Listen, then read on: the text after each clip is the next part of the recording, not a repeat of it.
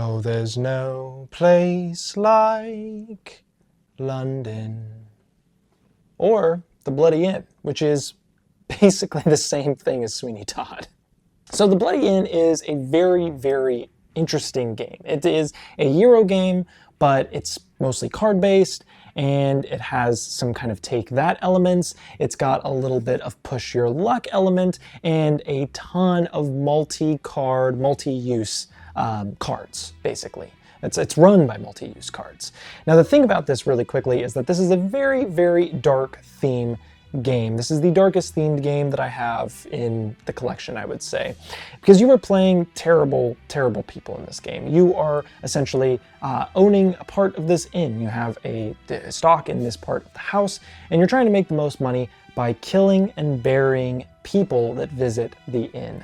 And one of the game's core mechanisms is you gotta make sure that you dispose of those bodies in time, because if those cops are left unattended, you will not be able to bury the body, you will not score those points. Instead, you're going to be losing money because you got caught doing a terrible, terrible thing. The first player in this game is going to be drawing from a deck of these character cards, these people, and they're going to be placing them in different rooms of the inn. Now, each of these rooms of the inn is going to belong to a player playing the game, and so they kind of get a little bit of a choice on who they want in which room. Why that matters is that you're going to get money if that person lives through the night and has to pay for the room. So the player that's associated with the person gets money if that person lives. However, after that first player kind of puts all of those cards out there and assigns everybody a room, you're then going to see kind of a good idea of some of the residents here for the night. And these residents are going to come in suits that matches the game's core actions.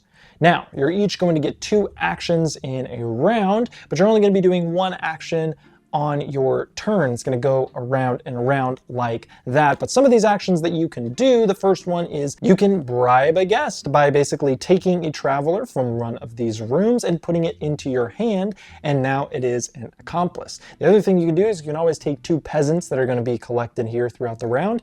But let's talk about taking that traveler. There is a number on these cards, and that is basically how many cards you have to discard or use in order to do said action. So for this character here, you would have to discard 1 card in order to bribe the guest, whereas this character here, you would have to discard 3. The other thing that you can do is you can take a card already in your hand and you can build an annex with them, basically placing the card face up on the table as another room where you can put your dead bodies. Another thing you can do is you can kill a guest, and this is probably one of the most reliable ways to deal with a cop that's sleeping in the inn for the night. But once again, this is going to be based on how many cards you have to discard based on that number again. So some are harder, some are easier, some are free. And when you kill a guest, you're actually going to be placing them face down in front of you, and then you're going to have to pay that cost again to get them buried under an annex, which once again was cards that you played in front. Remember when I talked about the multi-use card thing? Well, let's get there again, because there is the bury a corpse, which is the last action that you can do. And this is going to be where you're tucking a card that you have out there, a corpse, and you're going to be tucking it under one of your annexes. Now, like I said, each of these actions is actually aligned with a different suit of the game. If you ever use a card that matches the suit of the action that you're doing, for example, you use a blue card to bribe a guest, they actually, instead of being discarded from your hand, they actually get to stay in your rotation and you can keep using them. Or if you use one of the gray characters or the gun guest, whenever you're killing a guest with one of these characters, they're actually going to stay in your hand and get to keep revolving. Now you might be saying, Sam, where's all that take that? Well, here's the thing. Remember when I said you're assigning those characters to those different rooms of the inn? Well, that means that no matter what you do to said guest or character at the inn, you can do that in the room that your opponent is staying at. And that means that they won't get any dollars for that person if the morning comes and that person's not there anymore. So that's just kind of one of the ways. There's also so much counterplay in how many cards does each player have? Can they actually deal with certain threats? Can they deal with the constable that might come out?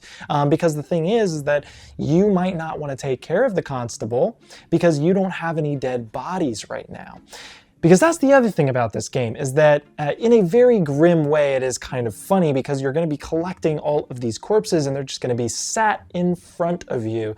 And you don't have to deal with those corpses. You can just leave them out there, because as long as a cop doesn't come out and stay out, you're good. So you can just be in full focus mode of taking care of the cop, and then at some point start funneling the bodies into these annexes, which is, once again, very, very grim theme, and I'm so sorry if this is not your thing.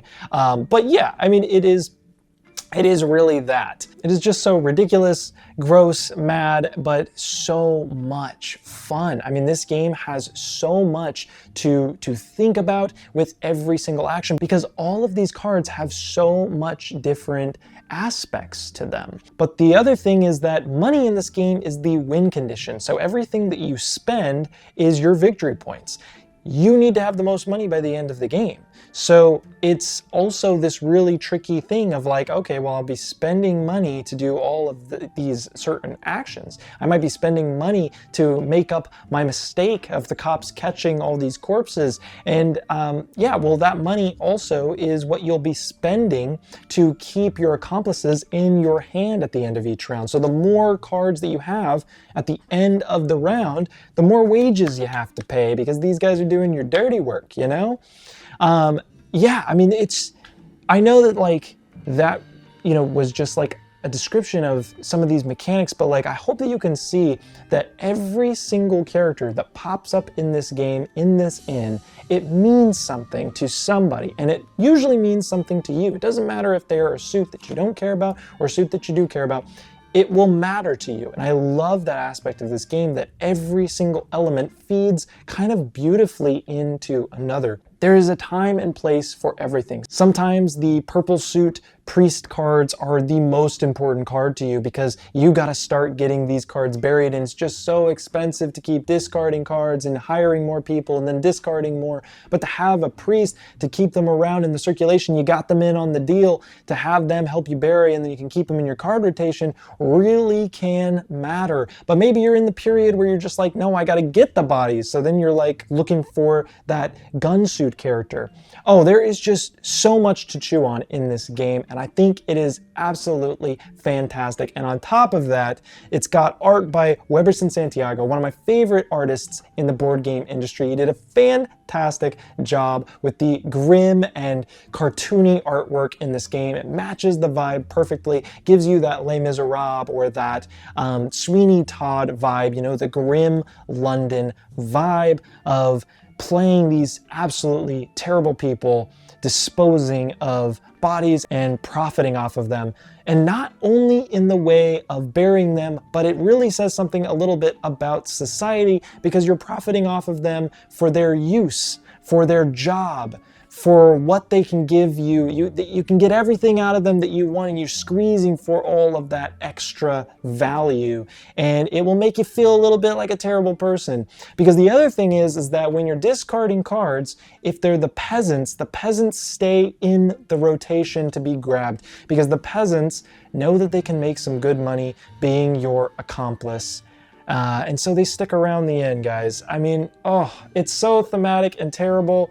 And then one of your actions, you know, you might take one of the travelers and bribe them, or you might just take the free peasants and bribe them, and you get two of those. So it's a really good way to get, you know, actions done quicker, because they're cheap, but you know, they're looking for work. Oh, it's so